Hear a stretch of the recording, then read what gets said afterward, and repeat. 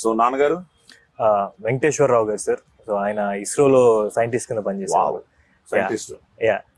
మరి నాన్న actor అవుతానంటే encourage చేశారా, డిస్కరేజ్ చేశారా? ఈ డౌట్ అందరికి వస్తుంది సార్. నేను ఎప్పుడైతే సైంటిస్ట్ అని చెప్తాను అంతే కదా, ప్రతి ఒక్కరికి డౌట్. యాక్టర్ అంటే ఓకే, నాన్నకి ఆయన యాక్టర్ అయినా కూడా నన్ను మళ్ళీ నాలాగా అయిపోతారా వద్దురా అని చెప్పి నన్ను డిస్కరేజ్ చేస్తే మా అమ్మ నన్ను, నీకు మీ అమ్మ మా రోహిణి గారు ఎంత ఇష్టం, నాకు అంత అమ్మే, ఇదిగో ఇప్పుడు ఇక్కడే ఉంటారు అమ్మ. సో అమ్మ అనమాట. సో అమ్మ లేదురా బాబు చదువుకుంటూ అన్ని చేస్తూ ఇష్టమైంది చెయ్యి అని ఆవిడే పాపం. అలాగే నీకు అలాగే ఇంట్లో లక్కీగా ఏంటంటే సార్, ఫాదర్ ఎప్పుడు ఏంటంటే డిస్కరేజ్ చేయడం అలాంటివి ఏం లేవన్నమాట. ఎప్పుడు ఒకటే అనేవారు, చదువులో కానీ దేంట్లో కానీ నీకేం ఫస్ట్ ర్యాంక్ వచ్చేయాల్సిన అవసరం లేదు, నువ్వు 100% ఇవ్వు, అది ఎక్కడికి తీసుకెళ్తే అక్కడికి తీసుకెళ్తుంది.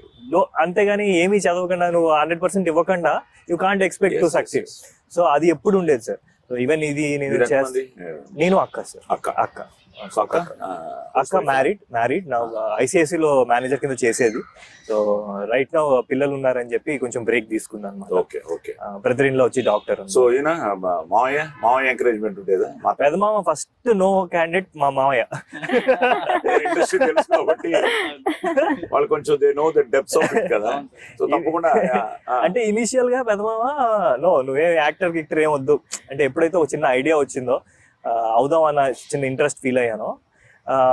ఇంట్లో చెప్పినప్పుడు వాళ్ళు కొంచెం స్కెప్టికల్ గానే ఉన్నారు, అంటే కరెక్టా కాదా అని. ఆల్రెడీ ఎక్స్పీరియన్స్ ఉన్నది మావయ్య. అసలు బేసిక్ గా నీకు ఎప్పుడు అనిపించింది యాక్టర్ అవ్వాలని? ఎనీ ఇన్స్పిరేషన్ చూసి అనుకున్నావా లేకపోతే? లేదు సార్, జరిగేది సార్ కొన్ని. ఏంటది అంటే చిన్నప్పుడు ఏంటంటే తాతయ్య కూడా ఎడిటర్ మార్తన్ గారు, కే మార్తన్ గారు.